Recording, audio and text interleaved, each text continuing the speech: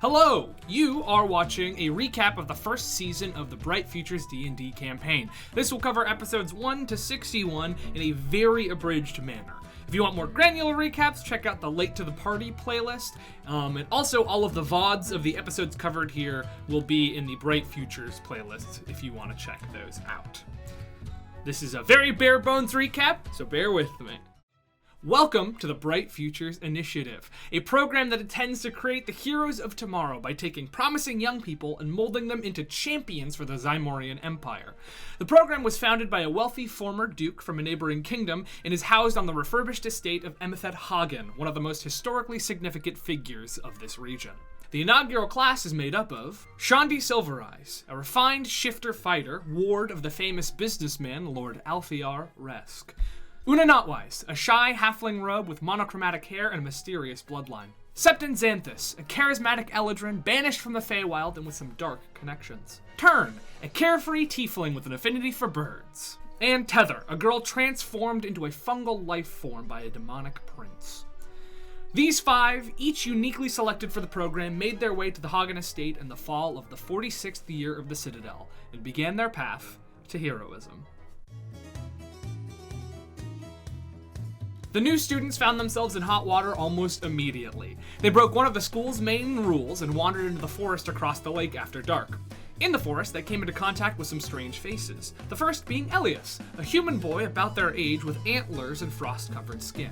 He explained to them that he too had been recruited by the program, but ran away on arrival because some bounty hunters tried to capture him. Those selfsame bounty hunters, a duo of formidable magma martial artist Pell and creepy little candy-obsessed spellcaster Mel, quickly found the group again and stole Elias away. The students, in looking for him, discovered more than just some random kidnappers. Whoever Pell and Mel were looking for had connections within the school, as Elias's trail led directly under the library of Hagen Estate. The gang rescued Elias, but noticed a mysterious door bearing some strangely shaped indents on their way back, and decided to tread a bit more carefully going forward.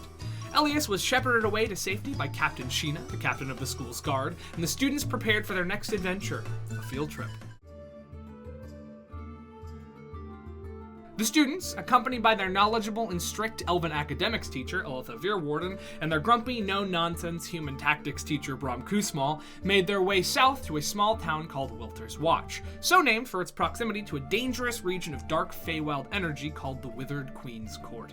The students were tasked with stopping a string of food thefts, a crime that they tracked to the fox-riding kobolds living in a valley to the west. The kobolds explained that strange crystal creatures had awakened at a cave nearby and were making it impossible to hunt for food. So of course, the group resolved to fight off these creatures. Unfortunately, the challenge proved too great and Shandi lost his life in that cave. The students rushed his body back to Brom and Elitha, who took the group into the Withered Queen's Court with a promise to bring him back. After a terrifying chase, the group arrived at a small elven colony surrounding a Feywild gate. They left Shandi's body in the care of a healer who could revive the dead, and while awaiting the ritual, they learned a lot about their teachers, how they'd grown up together in this very colony, their romantic history, and how Brom was branded as a criminal here for allowing a number of Fey entities through the gate a century ago. Eventually, the group, a revived Shandi in tow, returned to the cave to finish the job. In the deepest part of the cave, they found a small portal that took them to an idyllic pocket plane known as 22, where goblins and kobolds thrived under the rule of a floating corpse known as the Parish. The only catch? The whole place was powered by the souls of the crystal creature's real-world victims. The gang fought the Parish, who had the ability to puppet several of their people, and left after defeating its corpse form.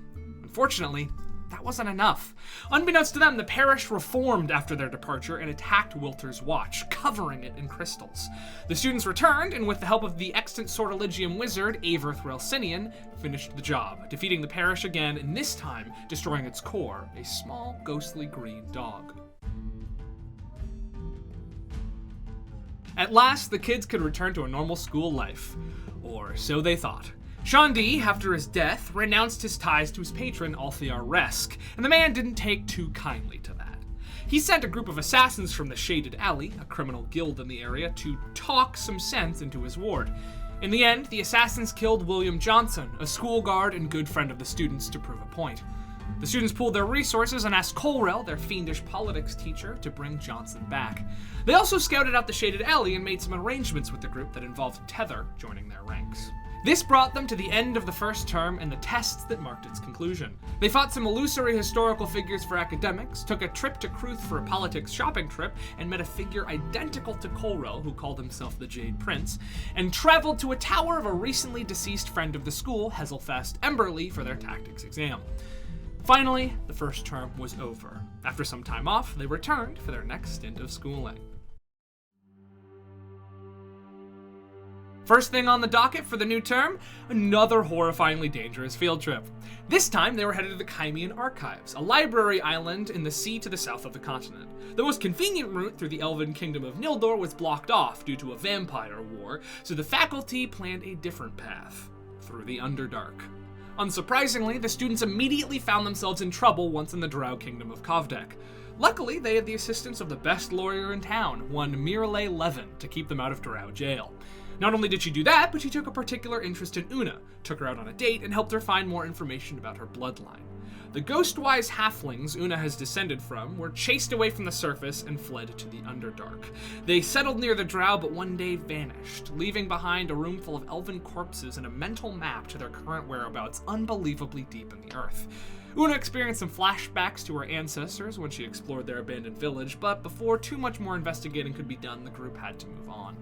As they continued through the Underdark, the group was hunted by a mysterious golden-masked archer, seemingly targeting a spice merchant in the caravan they were traveling with. The spice merchant was, to no one's surprise, lying about her identity, and was in fact the Countess Clarissa du Chamanteau, a Selosian noblewoman going undercover abroad.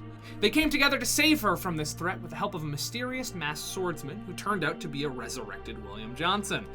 Unfortunately, Johnson soon lost his life again, leaving the group demoralized.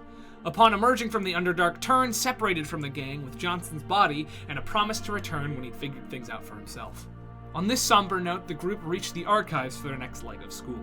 There, they befriended a ghost named Everett Cornelius Nelson, a younger boy with an encyclopedic knowledge of the archive but no idea who he was. With his aid, they uncovered a sinister plot by one of the archivists to use a 10th level spell to drain the knowledge of the people in the library.